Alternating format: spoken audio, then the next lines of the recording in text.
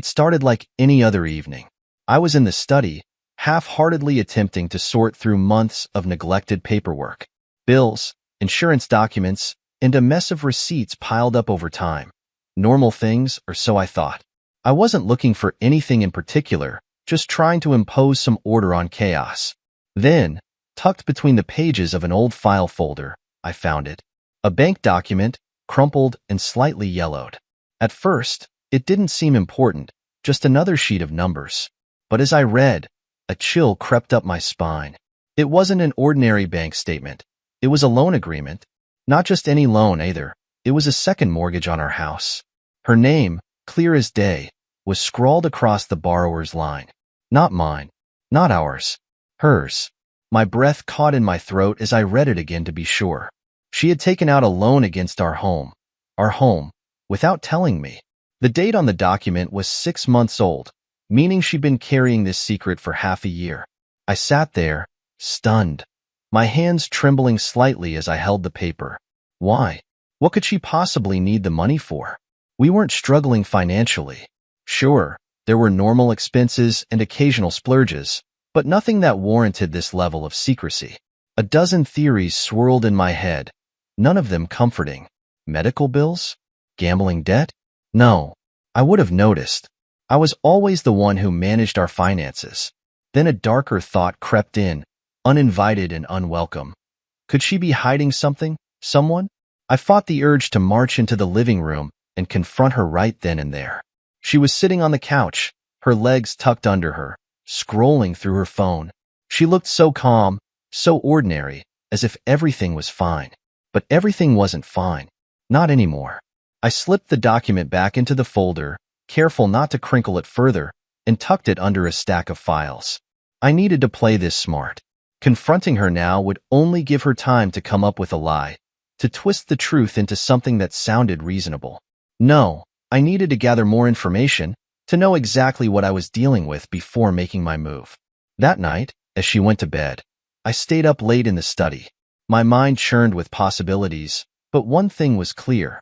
My wife, the woman I had trusted implicitly, had kept a monumental secret from me, and I wasn't going to let it slide. I told myself I could handle this. I would uncover the truth, piece by piece, and decide what to do when I had the full picture. But deep down, I already knew. This wasn't going to end well. In the days that followed, I couldn't shake the weight of that discovery. The document became an anchor in my mind, dragging me deeper into a sea of suspicion and doubt. I couldn't confront her yet. I didn't have enough. I needed more than a single piece of paper to understand the full scope of what was happening. So, I started digging. Quietly, carefully. The first step was accessing her bank records. It wasn't difficult. I'd always been the one managing most of the household finances, so I knew where to look. What I found left me reeling. Over the past year, she had been withdrawing significant amounts of money, always in small increments, just enough to avoid raising alarm. Then came the credit card statements. I recognized the usual expenses, groceries, clothing, occasional dinners out. But buried among those mundane charges were others that raised red flags. Boutique hotels, expensive dinners at restaurants I'd never heard of, and one that stung the most, a jewelry purchase for a store that specialized in custom, one-of-a-kind pieces. The pieces started to fall into place. These weren't random expenses or one-time splurges. They painted a picture I didn't want to see but couldn't ignore. She wasn't using the money for us. She wasn't using it for her. She was using it for someone else. At first, I wanted to believe it was a mistake. Maybe there was a logical explanation, something I hadn't considered. But then came the late-night business trips she'd started taking months ago. They'd always seemed a little suspicious. Her vague answers about where she was going, the way she'd brush off my questions with a laugh or a kiss. I decided to watch her more closely. Each night, after she fell asleep, I'd comb through her phone, her emails, her social media. It felt wrong, invasive even, but what choice did I have? Trust had become a luxury I couldn't afford. That's when I found the emails. They were hidden in a folder labeled Work, buried beneath spreadsheets and client correspondence. At first glance, they looked innocent, messages about meetings, deadlines, and project updates. But the further I scrolled, the more explicit they became. Messages from someone named Daniel, filled with endearments and plans for their next getaway. The words blurred as I read them. Phrases like, "I can't wait to see you again," and "This is our year, finally." He wasn't just some fling or a passing fancy. He was a full-blown affair, and she had been funding it with our home, our savings, our future. I clenched my fists, my jaw tightening as the rage bubbled inside me. She had betrayed me on every level imaginable, and yet I had to keep it together. Exploding now would only alert her, give her time to spin the narrative in her favor. Instead, I started documenting everything. I printed the emails, saved the bank statements, and took photos of the questionable transactions. I even started keeping a journal, recording every suspicious thing she said or did. I wasn't just going to confront her. I was going to dismantle the web of lies she had spun around me. Every interaction with her became an exercise in restraint. When she kissed me goodbye before leaving for work, I forced myself to smile and pretend I didn't know she was lying. When she laughed at something on her phone, I pretended not to wonder if it was him she was texting. Inside, I was seething. But on the outside, I was calm, calculating. If she thought she could play me for a fool, she was in for a rude awakening. I didn't know exactly what my next move would be, but one thing was clear. This wasn't just about infidelity. This was about betrayal on a level I hadn't thought possible. She wasn't just cheating on me. She was trying to destroy me, and I wasn't going to let her. It was a quiet evening when I first heard it. Her voice, low and conspiratorial, drifting from the other room. I'd come home earlier than usual, and instead of announcing my arrival, I paused just outside the living room. She was on the phone, pacing back and forth with an air of confidence that made my stomach churn. "I know," she said, laughing softly, "but once the house sells, I'll be free of him." I froze. Those words hit me like a freight train. Free of me? Was this her plan all along? To sell the house out from under me, take the money, and walk away? The house wasn't just a piece of property. It was everything we had worked for together. Or at least, I thought we had worked for it together. My fists clenched as her laughter turned sharp, almost cruel. "He's clueless," she continued, "completely in the dark. I'll be out of here before he even realizes what's happening." I felt like a stranger in my own life, listening to my wife, my partner, plot against me as if I were an obstacle to be removed. I wanted to storm into the room, grab the phone, and demand answers. But I couldn't. Not yet. Instead, I backed away, retreating to the kitchen to collect my thoughts. My heart was pounding, my breath coming in shallow bursts. She wasn't just planning to leave me. She was planning to ruin me. Selling the house would leave me with nothing, forcing me to start over while she walked away with everything we had built together. I had underestimated her. This wasn't just betrayal. It was calculated, methodical. And if she thought I was going to roll over and let it happen, she had no idea who she was dealing with. That night, I couldn't sleep. I lay awake, staring at the ceiling, replaying her words in my mind. "Once the house sells, I'll be free of him."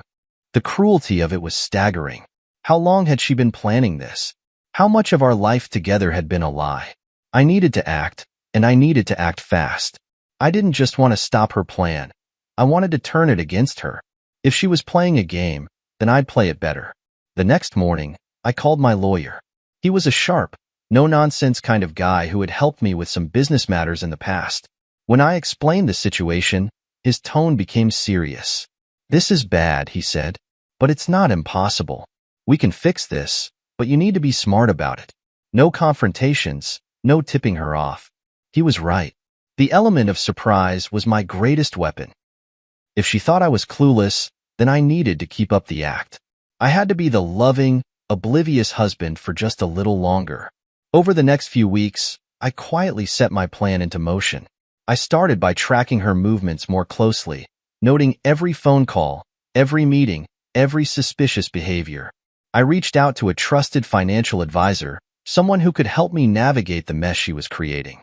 Together, we devised a strategy that would protect me and the house from her grasp. At the same time, I began monitoring the real estate market. If she was planning to sell the house, she would need to list it somewhere.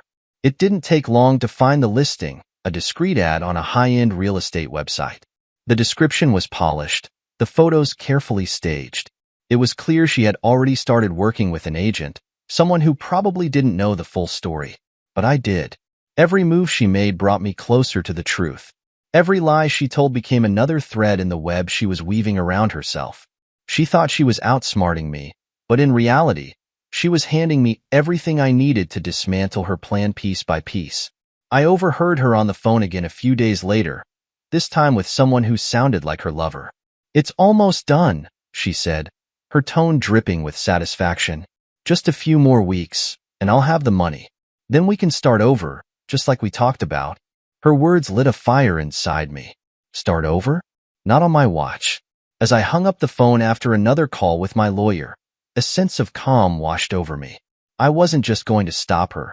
I was going to make sure she paid for every lie, every betrayal, and every ounce of humiliation she had tried to heap on me. She thought she had it all figured out. But the truth was, the game had only just begun. The hardest part of my plan was keeping up appearances.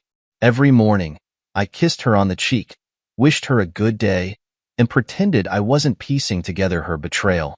Every evening, I acted as though I hadn't spent hours setting her trap. It was exhausting, but I couldn't afford to slip up, not when I was so close to turning the tables.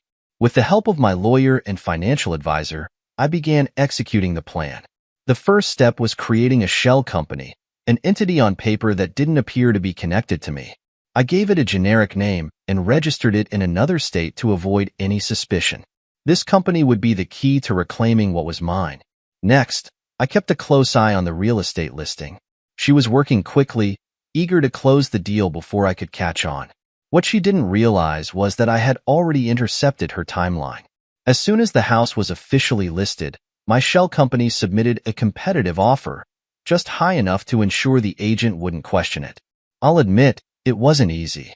Buying back my own house felt surreal and more than a little painful. The money came from my savings, funds I had been building for years for our future. But now, that future was gone, and I had to protect what was left of my present. The deal went through smoothly. The house was sold, and the deed was transferred to the shell company. On paper, I no longer owned the home. In reality, I controlled every aspect of it. The irony of the situation wasn't lost on me. She thought she had sold the house out from under me, but she had unwittingly handed it right back into my hands. While the legalities played out, I continued to play the role of the clueless husband. She was confident, smug even, as she went about her days. She started spending more time out of the house, claiming she was meeting with the realtor or handling paperwork. I knew exactly what she was doing, finalizing her escape plan with her lover. One evening, I overheard another phone call. "It's done," she said, her voice brimming with satisfaction. "The house is sold. We just need to pack up and move. I'll be free of him in no time." Her words burned, but I kept my composure. She thought she was in control, but the truth was, her plan had already fallen apart. I waited until everything was finalized before making my next move. With the deed securely in the name of my shell company, I began preparing for the moment of revelation. The eviction notice was drafted and ready to go, along with a formal letter of termination for all utilities in her name. Every detail was meticulously planned to ensure there would be no escape. And yet, through it all, I couldn't shake the sting of betrayal. There were moments when I'd look at her and wonder how we got here. How could someone I had loved and trusted so deeply turn on me with such cold precision? But those moments of doubt only fueled my determination. She wanted to ruin me, but I wasn't going to give her the satisfaction. Instead, I was going to teach her a lesson she would never forget. The trap was set. All that was left to do was wait for the perfect moment to spring it. The house felt different that evening, like the calm before a storm. I could sense that she was gearing up for something big. Her demeanor had shifted. There was a smugness to her every move, a subtle arrogance that made my skin crawl. She'd been playing this game for months, and she thought she'd already won. It was during dinner that she finally made her move. We sat across from each other, the clinking of utensils against plates filling the silence. She cleared her throat and put on the most pitiful expression she could muster. "We need to talk," she began, her tone dripping with false regret. I set down my fork, meeting her gaze with practiced calm. What's on your mind? She sighed dramatically, as if this was the hardest thing she'd ever had to do. The bank, they've decided to sell the house. The loan payments were too much, and I couldn't keep up. I tried, but it's out of my hands now. Her words were rehearsed, every line carefully crafted to paint her as the victim. She looked at me, expecting panic or despair. I gave her neither. Instead, I nodded slowly. I see. So, where do you plan on going? The question caught her off guard. For a split second, her mask slipped, revealing a flicker of confusion. She quickly recovered, forcing a smug smile. Don't worry about me, she said, waving a hand dismissively. I have a plan. Of course, she did. I could only imagine what that plan involved. Probably a cozy little setup with her lover, funded by the money she thought she'd stolen from me. I leaned back in my chair, keeping my expression neutral. Well, I hope it all works out for you. Her eyes narrowed slightly, searching my face for any sign of weakness. She wouldn't find any. I had spent weeks preparing for this moment, rehearsing every word, every reaction. She thought she was holding all the cards, but the deck was stacked in my favor. The rest of the evening passed in tense silence. She didn't press the issue further, likely assuming I was too stunned to process the gravity of the situation. If only she knew how wrong she was. That night, as she slept soundly in our bed, I went over my plan one last time. The documents were ready, the arrangements finalized. The pieces were all in place. All that was left to do was wait for her to make her next move. She thought this was the final chapter of our story, the moment where she triumphed and left me in the dust. But she had no idea that the story was just beginning, and the ending would be nothing like she imagined. She thought she had me cornered. That much was obvious from the smug expression on her face when she handed me the envelope on Friday evening. I had just come home from work, my briefcase still in hand, when she thrust the document toward me with a practiced look of pity. This is an eviction notice, she announced, her tone dripping with mock sympathy. The new owners are taking possession next week. You'll need to find somewhere else to live. She crossed her arms and watched me closely, likely expecting a burst of anger or a desperate plea for more time. Instead, I took the envelope, glanced at the papers, and nodded. I see, I said calmly, folding the papers and tucking them into my pocket. Her mask of concern faltered for a moment, replaced by a flicker of confusion. Clearly, my reaction wasn't what she had anticipated. You're not upset? She asked, her voice tinged with disbelief. I shrugged. What would getting upset accomplish? If this is what it's come to, I'll deal with it. She blinked, clearly taken aback by my composure. For a moment, I thought she might probe further, but she quickly recovered, plastering on a satisfied smile. Well, I'm glad you're taking it so well. It's for the best, really. We both need a fresh start. Fresh start. The words rolled around in my mind like poison. She had no idea that the fresh start she envisioned was already crumbling beneath her feet. The weekend passed uneventfully. She spent most of it packing her belongings, humming softly to herself as she moved from room to room. I watched her with a detached calm, playing my part as the resigned husband who had accepted his fate. Every box she packed, every item she set aside, brought us closer to the moment I had been waiting for. When Monday arrived, I knew it was time to spring the trap. The new landlord I had hired, a trusted associate who was in on the plan, arrived promptly at noon. He was dressed in a crisp suit, carrying a clipboard and an air of authority that left no room for argument. She answered the door, her confident smile quickly fading as he introduced himself. Good afternoon. I'm here on behalf of the new property owner, he said, his tone professional and firm. Her brow furrowed. Excuse me? I already handled everything with the realtor. The property has been sold. Yes, it has, he replied smoothly. And as per the terms of the sale, you are required to vacate the premises by the end of the day. Her eyes widened, her composure cracking under the weight of his words. There must be some mistake, she stammered. I'm the one who sold the house. I don't understand.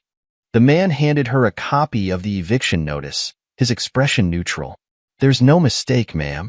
The property now belongs to a private entity, and the current occupants are no longer authorized to remain here. She scanned the document, her hands trembling slightly. I could see the gears turning in her mind as she tried to make sense of the situation. But this is my house, she exclaimed, her voice rising in pitch. The man remained unfazed. Not anymore, ma'am. If you have any further questions, I suggest you take them up with the property owner. She turned to me then, her face pale and desperate. What's going on? She demanded. I leaned back in my chair, watching the scene unfold with quiet satisfaction. I'm not sure, I said, feigning ignorance. Maybe you should ask the new owner. Her eyes darted between me and the man at the door, her panic growing with each passing second. She tried calling her lover, but her phone calls went unanswered. The realization was written all over her face. She was out of options. By the end of the day, she had no choice but to pack the last of her belongings and leave. The once smug woman who had handed me an eviction notice just days ago was now on the receiving end of her own cruelty. As she walked out the door, clutching her designer bags and a rapidly deflating sense of pride, I felt a pang of something resembling pity. But it was fleeting. She had brought this on herself. I had prepared for this day meticulously, but nothing could truly capture the satisfaction I felt when the final piece of the plan came together. It was the week after her grand eviction day, and I could tell she still hadn't pieced everything together.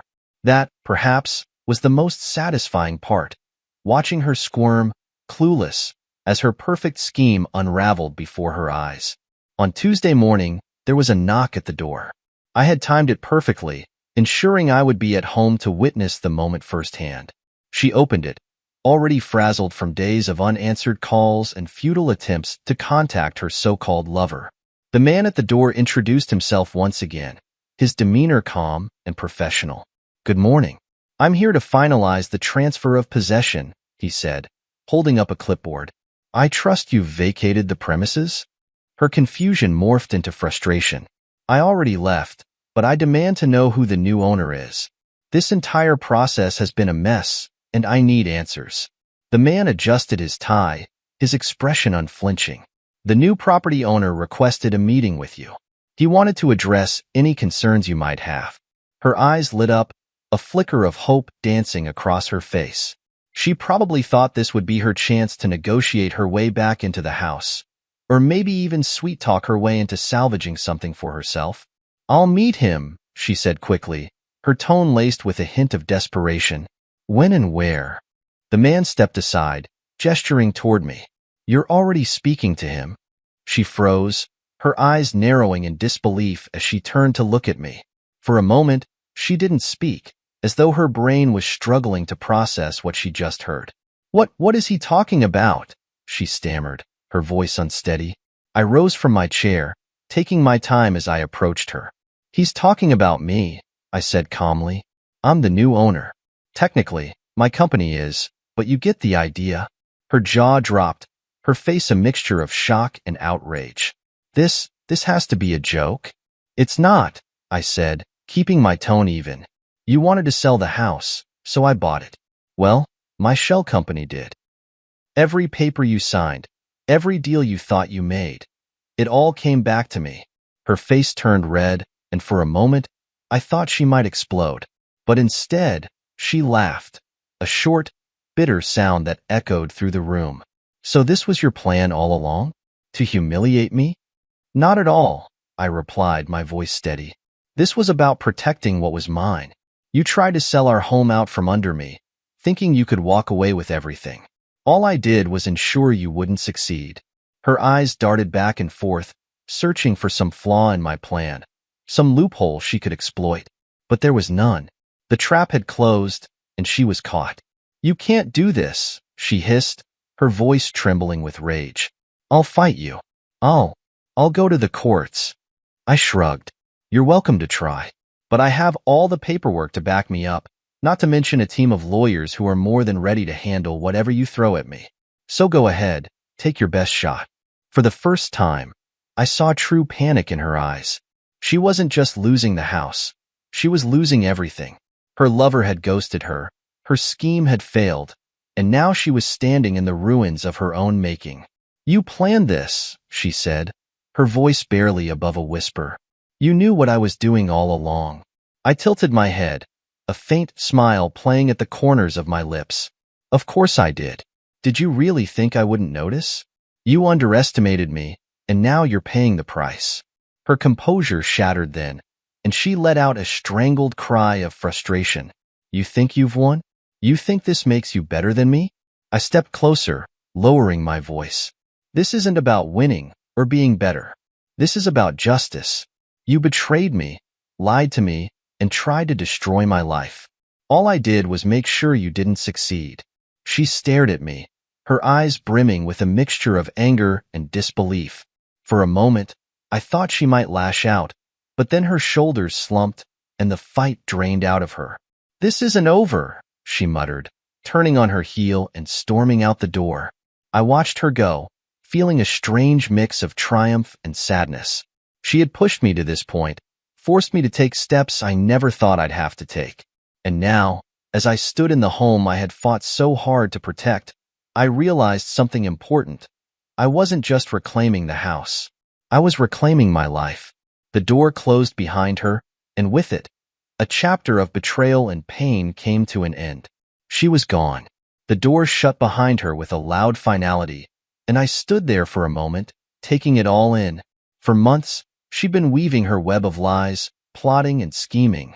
But now it had all crumbled around her. Justice had been served, not through anger or violence, but through cold, calculated precision. That night, I sat in the living room, replaying the events of the day in my mind. Part of me wanted to feel triumphant, to revel in the victory I had worked so hard to secure. But another part of me couldn't shake the sadness that lingered beneath it all. This wasn't how things were supposed to end. I hadn't married her with the intention of outsmarting her in some cruel game of betrayal. I had loved her, trusted her, built a life with her. And now? Now she was nothing more than a stranger who had tried to ruin me. Still, there was a bitter satisfaction in knowing that her fall from grace was only just beginning. The next day, I got a call from a friend of mine, someone who worked in the same circles as her lover. Apparently, the man had caught wind of her eviction and was none too pleased to discover she had been hiding the depth of her financial woes. From what my friend told me, the lover had wasted no time cutting ties with her, leaving her stranded and alone. That evening, I received confirmation of just how far she had fallen. A mutual acquaintance called me, asking if I had seen her. "She's been staying in a motel," they said, their voice heavy with disapproval. "Apparently, she's been calling everyone she knows, trying to borrow money. It's pathetic." I thanked them for the update, but I didn't say much. What was there to say? I wasn't going to shed tears over her misfortune, not when she had brought it upon herself. The next day, curiosity got the better of me. I drove by the motel where she was staying, parking discreetly in the lot across the street. She emerged from her room around midday, looking nothing like the confident woman she had once been. Her makeup was smudged, her designer clothes wrinkled and unkempt. She was clutching a small suitcase and a shopping bag, likely all she had left. For a brief moment, I felt a pang of pity, but then I remembered the eviction notice she had handed me, the smug look on her face as she thought she had outsmarted me. That pity quickly evaporated. Later that night, I learned from another acquaintance that she had attempted to reconcile with her lover, only to be turned away at his doorstep. He had moved on, leaving her with nothing but a trail of burned bridges and shattered dreams. The final blow came when I heard she had spent a night on a park bench after running out of options. It was hard to imagine the woman who had once strutted around with such arrogance now reduced to this. She had thought she could take everything from me, but in the end, it was her own greed and deceit that had destroyed her. I thought about reaching out to her, offering some kind of help. After all, despite everything, she was still someone I had once loved. But then I reminded myself that she hadn't hesitated to throw me to the wolves when it suited her. She had made her bed, and now she had to lie in it. That night, as I sat in the house I had fought so hard to reclaim, I felt a sense of peace I hadn't felt in months. It wasn't just about winning, it was about regaining control of my life. She had tried to break me, but I had come out stronger. As for her, she was learning the hard way that betrayal always comes with a price. I didn't expect to see her again so soon. After everything that had happened, I thought she would stay far away, licking her wounds in silence. But life, as it often does, had other plans. It was early morning when the knock came at the door. At first, I thought it was a delivery or a neighbor, but when I opened it, there she was. Her hair was disheveled, her makeup smeared from what I could only guess was a long and miserable night. She was clutching a cheap handbag, so unlike her usual designer accessories, and her eyes burned with a mix of rage and desperation. "What did you do?" she spat, shoving past me and storming into the house like she still owned it. I closed the door behind her, taking my time as I turned to face her.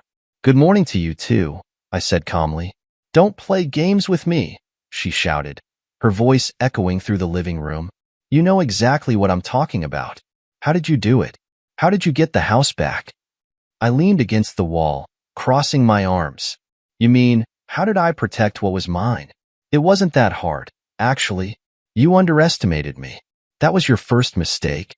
Her hands clenched into fists at her sides. "You lied to me. You." I cut her off, my tone sharp. "I lied to you? That's rich coming from the woman who mortgaged our home behind my back and tried to sell it out from under me." She flinched at my words, but the anger didn't leave her face. "You don't understand." "No," I interrupted, stepping closer to her. "You don't understand. You thought you could manipulate me, betray me, and leave me with nothing. You thought I'd just roll over and let you walk away with everything we built together. But you were wrong." Her lower lip trembled, but she quickly masked it with defiance. "I had no choice," she said, her voice quieter now. "You don't know what it's like to feel trapped, to want something more." "More?" I snapped, my voice rising. "You had more. You had a home, a partner who loved you, a life that most people would kill for. But that wasn't enough for you, was it? You wanted freedom, excitement, a new life with someone else, and you were willing to destroy everything to get it." She opened her mouth to respond but hesitated, as if searching for the right words. When none came, she let out a frustrated sigh and sank onto the couch, burying her face in her hands. For a moment, I almost felt sorry for her. Almost. "Look," I said, my tone softening slightly. "I didn't do this to hurt you. I did it to protect myself. You left me no choice." She looked up at me, her eyes red and filled with tears. "What am I supposed to do now?" she whispered. I stared at her for a long moment, weighing my response. This was the woman I had once promised to love and cherish, the woman who had shattered that promise without a second thought. "That's not my problem anymore," I said finally. "You made your decisions, and now you have to live with the consequences." She let out a bitter laugh, shaking her head. "You think this makes you the better person? That this makes you noble?" "No," I said firmly. "It doesn't. But it does make me someone who refuses to be taken advantage of. You thought you could destroy me, but all you did was show me how strong I can be." She stood then, her movements slow and deliberate. "This isn't over," she said, her voice low and venomous. I raised an eyebrow. "Oh, it's over.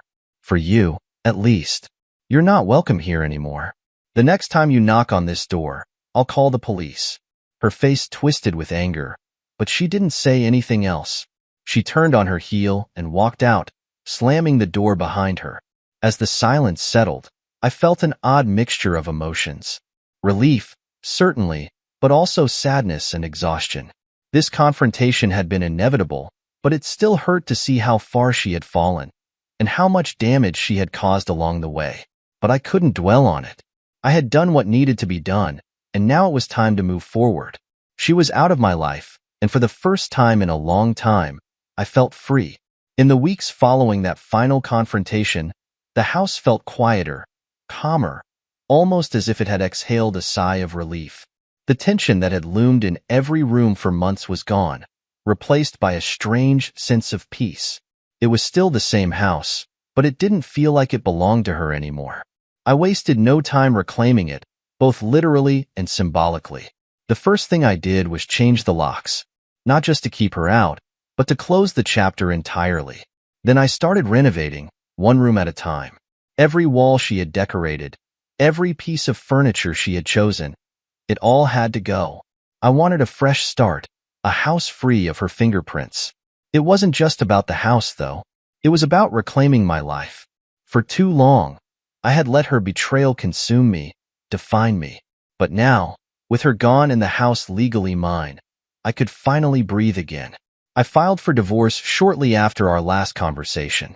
The process was cleaner than I expected. She had no ground to stand on, no assets to claim, no leverage to use against me. I made sure of that. She tried to drag it out, of course, making accusations and pointing fingers, but the facts spoke louder than her words. In the end, the papers were signed, and she faded into the background, just another painful memory I would eventually leave behind. As for her, I heard bits and pieces about her new life from mutual acquaintances. Her lover had abandoned her for someone younger and less complicated, leaving her broke and alone. She bounced from one temporary arrangement to the next, always chasing the stability she had so carelessly thrown away. I'd be lying if I said I didn't feel a twinge of satisfaction hearing about her struggles. But mostly, I felt nothing. She was a chapter in my life, one that had ended with finality. I didn't need revenge anymore. I had my house, my peace, and my freedom. That was enough. In the months that followed, I focused on rebuilding, both the house and myself. I painted the walls, replaced the furniture, and filled the rooms with things that made me happy. It became a sanctuary, a space that was truly mine. I started seeing friends again, something I hadn't done much during the turmoil of the past year.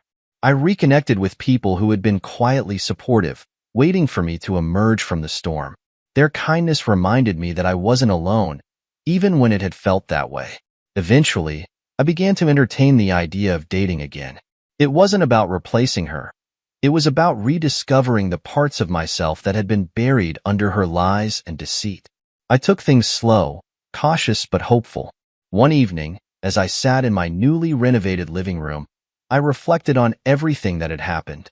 The betrayal, the heartbreak, the struggle. It had all led me here, to this moment of clarity and calm. I wasn't the same man I had been before. I was stronger, wiser, and more resilient. She had tried to destroy me, but in the end, she had only made me realize my worth. And for that, I was grateful, not to her, but to myself, for surviving it all. As I looked around the room, I felt a sense of closure I hadn't thought possible. The house was no longer a reminder of what I had lost. It was a symbol of what I had reclaimed. This was my fresh start.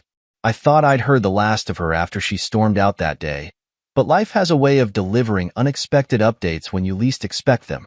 News of her downfall reached me through the same network of acquaintances who had always kept tabs on her for reasons I couldn't fathom.